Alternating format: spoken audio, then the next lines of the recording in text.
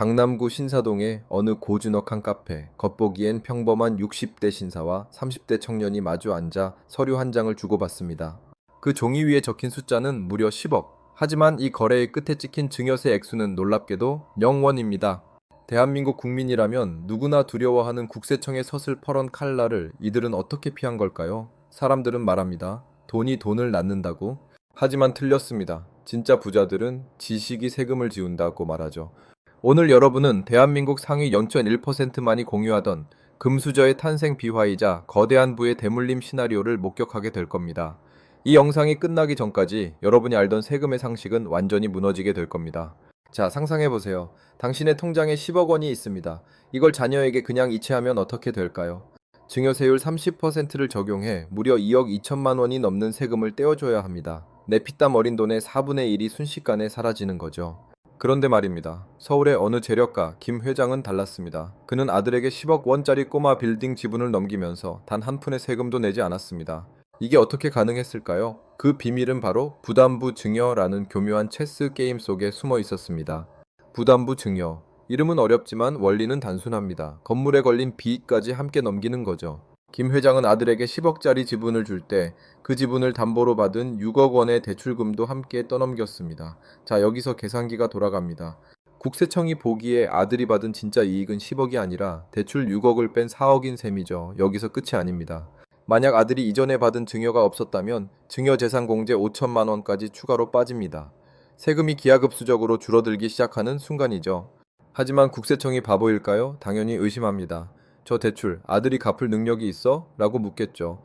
여기서 진짜 자산가들의 무서운 디테일이 나옵니다. 그들은 단순히 돈을 주는 게 아니라 아이가 어릴 때부터 소득의 근거를 만들어 둡니다.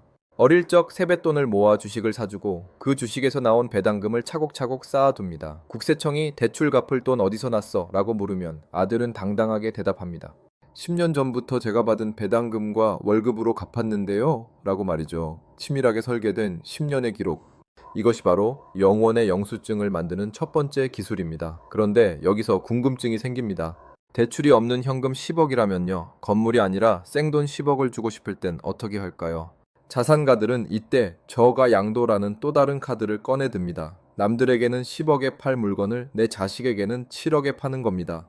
아니, 싸게 팔면 증여세 때리는 거 아니에요? 네, 맞습니다. 하지만 대한민국 세법에는 아주 기묘한 오차 범위가 존재합니다. 시가의 30% 또는 3억 원 중 적은 금액까지는 싸게 팔아도 세무조사를 하지 않겠다는 일종의 가이드라인이죠. 즉, 10억 원짜리 자산을 자녀에게 7억 원의 매매 형식으로 넘기면 자녀는 3억 원이라는 가치를 세금 없이 공짜로 가져가는 셈입니다. 그 50만 원이 훗날 자녀의 인생을 송두리째 뒤흔들 세무조사의 씨앗이 될 수 있습니다. 반대로 어떤 부모는 매달 500만 원을 보내면서도 합법적으로 박수를 받습니다. 그 차이는 무엇일까요? 이제 곧 공개될 제2장에서는 국세청이 절대로 건드리지 못하는 생활비의 마법과 시간을 무기로 삼는 복리증여의 잔인한 진실을 파헤쳐 보겠습니다. 이 비밀을 아는 사람과 모르는 사람의 자산 격차는 10년 뒤 10억 그 이상으로 벌어지게 될 겁니다. 자, 이제 막 태어난 아이가 있다고 가정해 봅시다. 이 아이가 30살이 되었을 때 손에 10억 원을 쥐어주고 싶다면 여러분은 어떻게 하시겠습니까? 그때 가서 10억 주지 뭐 라고 생각하셨다면 당신은 이미 국세청에 수억 원을 기부하기로 예약한 것이나 다름없습니다. 하지만 상위 1%의 자산가들은 아이가 응계하고 울음을 터뜨리는 그 순간 이미 30년 뒤에 영수증을 설계하기 시작합니다. 그들이 사용하는 무기는 단 하나, 바로 시간입니다. 대한민국 증여세법에는 아주 흥미로운 숫자가 하나 있습니다. 바로 심이라는 숫자죠. 증여세는 10년 주기로 합산됩니다. 다시 말해 10년이 지나면 이전의 증여 기록이 리셋된다는 뜻입니다. 자산가들은 이 리셋 버튼을 광적으로 활용합니다. 아이가 태어나자마자 2천만 원을 증여합니다. 미성년자 공제 한도죠. 그리고 아이가 10살이 되면 다시 2천만 원을 줍니다. 20살이 되어 성인이 되는 순간 공제 한도는 5천만 원으로 늘어납니다. 30살에 다시 5천만 원. 이렇게 30살까지 부모가 준 돈은 원금만 따지면 1억 4천만 원에 불과합니다. 세금은 당연히 0원이죠. 그런데 말입니다. 여기서 진짜 부자와 평범한 부자의 길이 갈립니다. 평범한 부모는 이 돈을 예금에 넣어둡니다. 하지만 진짜 자산가는 이 돈으로 씨앗을 심습니다. 그것도 아주 공격적인 씨앗을 말이죠. 아이 명의의 계좌로 증여 신고를 마친 직후 그들은 그 돈으로 저평가된 우량주나 배당주 혹은 향후 가치가 폭등할 것이 확실시되는 비상장 주식을 사들입니다. 자, 여기서 마법이 일어납니다. 2천만 원어치 샀던 주식이 아이가 30이 되었을 때 10억이 되었다고 칩시다. 국세청이 태클을 걸 수 있을까요? 천만의 말씀입니다. 원금 2천만 원에 대해 이미 증여 신고를 마쳤기 때문에 그 이후에 불어난 9억 8천만 원의 수익은 온전히 자녀의 재산입니다. 세금 한 푼 없이 10억이 만들어지는 순간이죠. 하지만 많은 분이 여기서 실수합니다. 에이, 나중에 아이가 커서 돈 벌면 그때 주식 사주면 되지. 아니요, 그때는 늦습니다. 자녀가 소득이 생긴 뒤에 부모 돈으로 주식을 사주면 국세청은 그 주식 매수 자금 전체를 증여로 봅니다. 반면 아무 소득 없는 갓난아기 때 증여 신고를 하고 산 주식은 운영 수익으로 인정받습니다. 똑같은 10억인데 누구는 세금 0원이고 누구는 3억을 내야 하는 이유, 바로 이 신고된 종잣돈의 유무에 있습니다. 그런데 여기서 소름 돋는 반전이 하나 더 있습니다. 자산가들은 여기서 멈추지 않습니다. 그들은 차용증이라는 양날의 검을 꺼내 듭니다. 자녀가 결혼할 때 5억 원의 전세 자금이 필요하다고 가정해보죠. 증여하면 세금이 어마어마합니다. 이때 부모는 자녀와 차용증을 씁니다. 아들아, 이 5억은 주는 게 아니라 빌려주는 거다. 이자 4.6% 꼬박꼬박 내라. 실제 법정 이자율 4.6%를 적용해 이자를 주고받는다면 국세청도 이를 증여로 보지 못합니다. 여기서 꼼수가 나올 것 같죠? 이자만 주고 나중에 원금은 안 갚으면 되잖아요? 국세청은 그렇게 허술하지 않습니다. 이자가 실제로 자녀의 통장에서 부모의 통장으로 찍히는지, 그 이자를 낼 만큼 자녀의 소득이 확실한지를 현미경처럼 들여다봅니다. 그래서 자산가들은 앞서 말씀드린 10년 주기 증여를 통해 자녀에게 이자를 낼 수 있는 소득원을 미리 만들어 두는 겁니다. 증여받은 주식의 배당금으로 부모에게 빌린 돈의 이자를 갚는 기막힌 순환 구조. 뱀이 자기 꼬리를 먹듯 부모의 돈이 자녀의 손을 거쳐 다시 부모에게 가는데 그 과정에서 자녀의 자산은 눈덩이처럼 불어납니다. 하지만 여러분, 방심하지 마세요. 우리 애는 어리니까 괜찮겠지 하며 현금을 뽑아 자녀 통장에 넣는 행위 혹은 자녀 명의의 카드를 만들어주는 행위, 이것들이 훗날 자녀의 발목을 잡는 스모킹건이 된다는 사실을 알고 계십니까? 국세청의 전산망은 여러분의 생각보다 훨씬 더 촘촘하고 잔인합니다. 특히 최근 도입된 AI 세무조사 시스템은 여러분의 자금 흐름을 초 단위로 추적하고 있습니다. 그렇다면 대체 어떻게 해야 국세청의 레이더망을 피하면서도 더 거대한 부를 넘길 수 있을까요? 이제 우리는 개인의 차원을 넘어 법인이라는 거대한 요새를 세우는 방법을 알아야 합니다. 제3장에서는 1인 법인 혹은 가족 법인을 통해 자녀를 합법적인 자산가로 등극시키는 상위 0.1%의 법인 설계도를 전격 공개합니다. 이 내용을 모르면 당신은 평생 세금의 노예로 살게 될지도 모릅니다. 자, 여러분, 지금까지는 개인과 개인 사이의 동거래를 말씀드렸습니다. 하지만 자산이 10억, 20억을 넘어 100억 단위로 가는 자산가들에게 개인 증여는 너무나 느리고 비효율적인 게임입니다. 그들은 이때부터 게임의 판 자체를 바꿉니다. 바로 가족 법인이라는 요새를 세우는 것이죠. 겉으로 보기엔 평범한 중소기업 같지만 사실 그 안은 오직 자녀의 자산을 불리기 위해 설계된 정교한 기계와 같습니다. 왜 부자들은 굳이 번거롭게 법인을 만들까요? 그곳에는 개인은 절대 누릴 수 없는 세금의 치트키가 숨어 있기 때문입니다. 한번 상상해 보세요. 50억 원짜리 건물을 가진 박 회장이 있습니다. 이 건물의 월세 수익만 매달 수천만 원에 달하죠. 만약 박 회장이 이 월세를 직접 받아서 자녀에게 준다면 어떻게 될까요? 박 회장은 최고 세율의 소득세를 내야 하고 그 돈을 자녀에게 줄 때 또 증여세를 내야 합니다. 세금에 세금이 꼬리를 무는 이중 과세의 지옥이죠. 하지만 박 회장은 이 건물을 가족법인의 명의로 돌립니다. 그리고 지분의 80%를 자녀에게 줍니다. 자, 이제 어떤 마법이 일어날까요? 건물에서 나오는 월세는 이제 박 회장의 돈이 아니라 법인의 돈이 됩니다. 그리고 법인은 이 돈을 자녀에게 배당이라는 이름으로 지급합니다. 혹은 대학생인 자녀를 법인의 마케팅 담당자나 등기이사로 등록해 월급을 줍니다. 이게 왜 대단하냐고요? 증여세는 주는 금액이 커질수록 세율이 50%까지 치솟지만 배당이나 월급은 훨씬 낮은 세율에서 조절이 가능하기 때문입니다. 특히 자녀에게 주는 월급은 법인 입장에서는 비용으로 처리되어 법인세까지 줄여줍니다. 내 아이에게 돈을 주는데 국가가 오, 회사 돈 썼으니까 세금 깎아줄게 라고 말하는 격이죠. 하지만 여기서 끝이라면 제가 상위 0.1%의 기술이라고 부르지도 않았을 겁니다. 법인의 진짜 위력은 자본 증자에서 나옵니다. 법인을 처음 세울 때 주식 가치는 액면가 5천 원에 불과합니다. 이때 자녀에게 지분을 몰아줍니다. 그리고 그 법인이 건물을 사고 사업을 해서 가치가 100배, 1000배 뛰었다고 칩시다. 자녀의 주식 가치는 5천 원에서 500만 원이 되었지만 자녀가 낸 증여세는 처음 5천 원이었을 때의 푼돈뿐입니다. 수십억 원의 시세 차익이 고스란히 자녀의 주머니로 들어갔는데 국세청은 단 한 푼의 증여세도 청구할 수 없습니다. 이미 주주로서 정당하게 얻은 수익이기 때문이죠. 그런데 작가님, 법인 쓰면 돈 마음대로 못 뺏으잖아요? 맞습니다. 많은 분이 여기서 겁을 먹죠. 하지만 자산가들은 이 돈을 뺄 생각을 하지 않습니다. 법인 안에서 돈을 계속 굴려 더 큰 자산을 사들입니다. 법인 돈으로 또 다른 부동산을 사고 그 부동산이 오르면 자녀의 주식 가치는 또 오릅니다. 즉, 자녀의 통장에 현금을 꽂아주는 게 아니라 자녀가 가진 그릇의 크기를 키워버리는 전략입니다. 자녀가 나중에 건물을 사고 싶을 때 법인이 담보를 서거나 법인에서 쌓아둔 이익인격금을 활용해 아주 낮은 이자로 자금을 융통해 줍니다. 물론 이 모든 과정에는 국세청의 날카로운 감시가 따릅니다. 자녀가 실제로 일을 했는가? 배당 절차가 정당했는가? 만약 허위로 월급을 주다 적발되면 횡령이나 배임으로 철퇴를 맞을 수 있습니다. 그래서 고수들은 절대로 서두르지 않습니다. 아주 작은 규모의 법인부터 시작해 자녀의 학업 스케줄과 경력에 맞춰 아주 정교하게 기록을 만들어 나갑니다. 자, 법인이라는 요새를 통해 세금의 공격을 막아냈다면 이제는 일상 속으로 침투해오는 세무조사의 칼날을 피할 차례입니다. 우리가 무심코 주고받는 축의금, 아이 교육비, 심지어 부모님께 드리는 용돈까지 국세청은 이 모든 것을 증여의 잣대로 들여다보고 있습니다. 제4장에서는 세무조사관조차 고개를 끄덕이며 돌아가게 만드는 합법적 비과세의 디테일한 경계선을 다뤄보겠습니다. 여러분이 오늘 무심코 긁은 카드가 훗날 1억 원의 세금 폭탄이 되어 돌아올 수도 있다는 사실 궁금하지 않으신가요? 자, 여러분, 지금까지는 건물이나 법인 같은 거창한 이야기를 했습니다. 하지만 진짜 무서운 건 뭔지 아십니까? 바로 여러분의 일상입니다. 에이, 내가 뭐 재벌도 아닌데 국세청이 내 통장을 들여다보겠어? 라고 생각하시죠?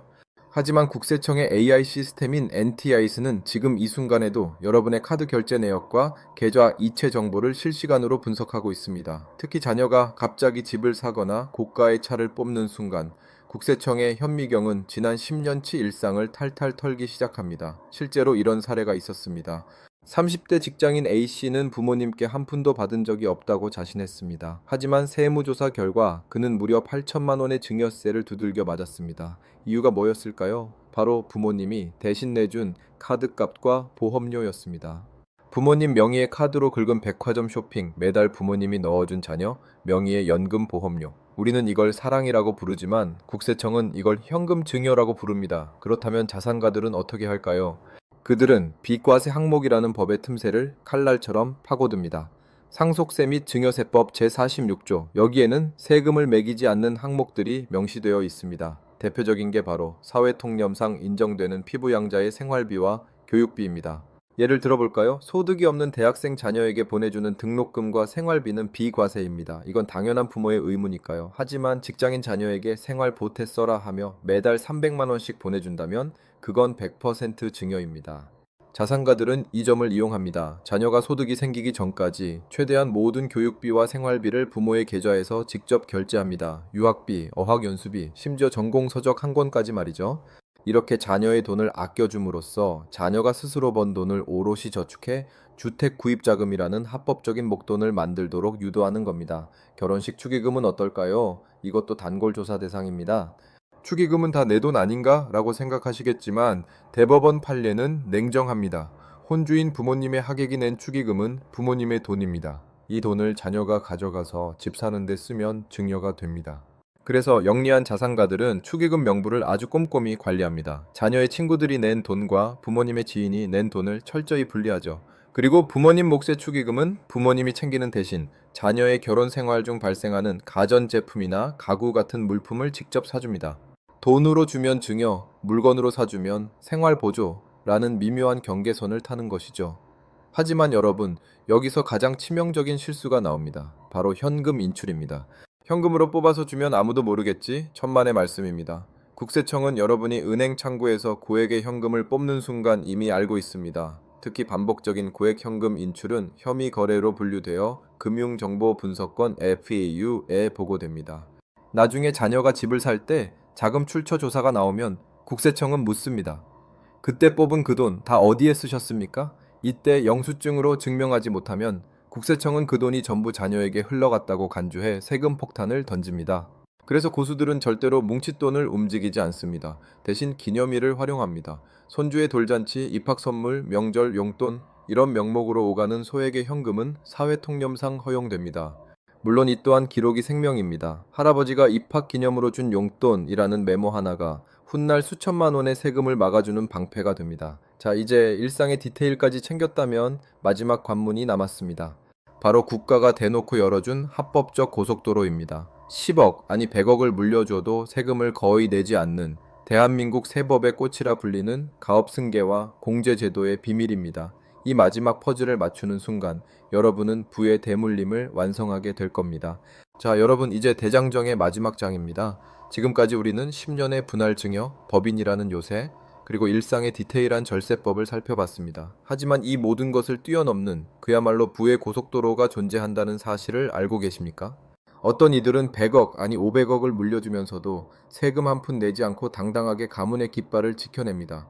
국가가 제발 이렇게라도 해서 부를 이어가라고 판을 깔아준 제도, 바로 가업상속공제와 증여세 과세특례입니다. 사람들은 흔히 말합니다. 상속세 때문에 기업 못 해먹겠다 라고요. 하지만 진짜 고수들은 이 소리를 들으며 뒤에서 미소 짓습니다. 왜냐고요? 조건을 맞추면 최대 600억 원까지 상속세가 0원이 될 수 있기 때문입니다. 에이, 그건 큰 회사나 해당되는 거 아니야? 아닙니다. 매출 5천억 원 미만의 중소 중견기업이라면 누구나 이 마법의 대상이 될 수 있습니다. 여러분이 작은 식당을 운영하든 작은 제조 공장을 운영하든 가업으로 인정받는 순간 세금의 차원이 달라집니다. 가업 상속공제의 핵심은 계속성입니다. 부모가 10년 이상 경영한 회사를 자녀가 물려받아 5년 이상 가업을 유지하면 국가가 그 기업 가치를 상속재산에서 통째로 드러내줍니다. 100억 원짜리 공장을 물려받았는데 세금 계산기에는 0원으로 찍히는 기적이 일어나는 거죠. 물론 고용 유지라는 까다로운 조건이 붙지만 이미 시스템이 잡힌 기업가들에게 이건 그리 어려운 숙제가 아닙니다. 오히려 세금을 낼 돈으로 직원을 한 명 더 채용하고 회사를 키우는 게 훨씬 남는 장사니까요. 오늘 여러분은 대한민국 상위 0.1%만이 공유하던 금수저의 탄생 비화이자 거대한 부의 대물림 시나리오를 목격하게 될 겁니다. 하지만 우리가 주목해야 할 진짜 꿀팁은 따로 있습니다. 바로 증여세 과세특례입니다. 부모님이 돌아가실 때까지 기다릴 필요가 없습니다. 살아생전에 가업을 물려주면 100억까지는 10%라는 파격적인 저율 과세를 적용해 줍니다. 일반 증여세가 50%인 것에 비하면 이건 거의 공짜나 다름없습니다. 심지어 10억 원까지는 세금이 단 0원입니다. 자산가들이 일찍부터 자녀에게 법인의 지분을 넘기고 대표이사 자리를 물려주기 위해 후계자 수업에 목을 매는 이유가 바로 여기에 있습니다. 그런데 여기서 소름 돋는 포인트가 하나 더 있습니다. 만약 여러분이 물려줄 기업이 없다면요, 실망하지 마세요. 자산가들은 창업자금 증여세 과세특례라는 카드를 꺼냅니다. 자녀가 새로운 사업을 시작할 때 부모가 50억 원까지 지원해주면 그중 5억 원까지는 세금이 0원이고 초과분에 대해서도 단 10%의 세금만 매깁니다. 자녀가 50억을 들여 빌딩을 세우는 사업을 시작한다면 부모는 단 4억 5천만 원의 세금으로 50억의 시드머니를 합법적으로 꽂아줄 수 있는 겁니다. 이제 이 영상의 모든 조각이 맞춰졌습니다. 태어나자마자 시작된 10년 주기 증여로 종잣돈을 만들고 그 돈으로 세운 법인의 주식을 증여 특례로 넘겨주며 일상적인 교육비와 생활비 지원으로 자녀의 현금을 보존해주는 전략. 이것이 바로 대한민국 자산가들이 자녀에게 10억, 그 이상의 부를 세금 한 푼 없이 혹은 최소한의 비용으로 물려주는 완벽한 시나리오입니다. 자, 시청자 여러분, 오늘 이 긴 시간 동안 여러분은 부의 비밀 지도를 보셨습니다. 누군가는 이건 돈 있는 사람들 이야기지 라며 냉소하며 나갈 것이고, 누군가는 내 아이를 위해 지금 당장 통장부터 만들어야겠다며 실행에 옮길 겁니다. 부는 대물림 되는 것이 아니라 준비된 자가 기회를 낚아챌 때 비로소 완성되는 것입니다. 오늘 배운 내용을 여러분의 인생에 어떻게 적용할지 곰곰이 생각해 보시기 바랍니다. 여러분의 자녀가 30살이 되었을 때 부모님 덕분에 내 인생의 출발선이 달랐다 라고 말하는 순간을 상상해 보십시오. 그 미래는 오늘 여러분의 작은 실행에서 시작됩니다. 지금까지 지식클래스였습니다. 오늘 영상이 도움되셨다면 구독과 알림 설정, 그리고 부자가 될 동료들에게 이 영상을 공유해 주세요. 여러분의 부의 여정에 제가 늘 함께하겠습니다. 감사합니다.